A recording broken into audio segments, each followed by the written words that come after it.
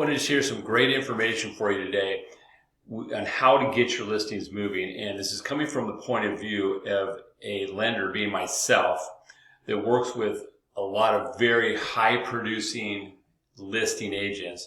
And I'm in constant communication with them, and I'm seeing what's working and I'm seeing what's not, because I also work with agents that are very good, but they're not at that top 1% level. They're really getting transactions done right now. So I wanted to share with you, if you've got listings that are stale, what's working. And I'm going to share a couple success stories, but the first one is I work with a listing agent that has a deal with Bloomfield Homes. And so he goes in, he gets referrals to get their houses moved. He gets a little bit of a listing agreement. He takes a reduction on the listing agreement, and that of course does help.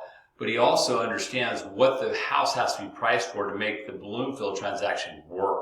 And I can tell you, he nails it every single time, and it comes down to price. Now that's not a big surprise to anybody, but it's not the fact that it's the price. It's how he presents it to the prospective seller.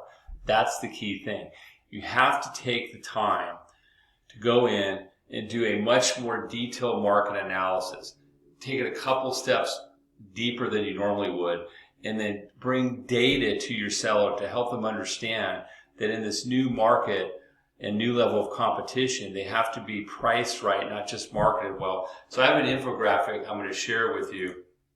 So, it's why price your home matters more today, that you guys can print out and use it as a graphic. So number one, you got to let people know the number of price cuts are back in normal levels. And it might even be higher than that in some areas. So 1 in 5 sellers are dropping prices. And so why are some sellers overpricing their home? So remember, you're pointing this out as part of your scripting. So not paying attention to the current market conditions. Inventory has grown. Buyers have more options. There's fewer buyers. And if you price too high, buyers skip over your house. That's super important to understand. Second, pricing based on what you want to make, based on what it's worth. And that gets into a function of data, right? And then the last thing is leaving wiggle room for negotiation. Some price too high thinking it gives them more room to negotiate, when it really does is run buyers away.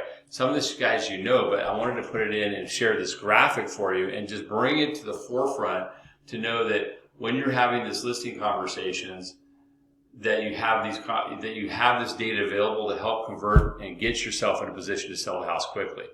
And so other examples, I have one of my other top listing agents. She's selling all of her listings, but she's doing this exact thing. She's taking the time. We have one that's actually a joint client that we went in good, but it was stale. And I did the analysis with her yesterday, and we got the price really aggressively adjusted. Got the sellers buying on that. They're happy about it. And we've even got some wiggle room to go lower if we need it. So we're going to end up getting that house sold and get the buyer onto their next thing, or the seller onto their next venture in life, which a lot of times for many of us is another transaction. So keep in mind that for most people, they also have a tremendous amount of equity. And so they're still going to have a huge win by selling it. So if you use this graphic, you have the data, and you're armed and prepared for that presentation, you're going to find that you're going to be able to get your listings priced well and sold quickly. So I hope you found this helpful, and I hope you have a great day.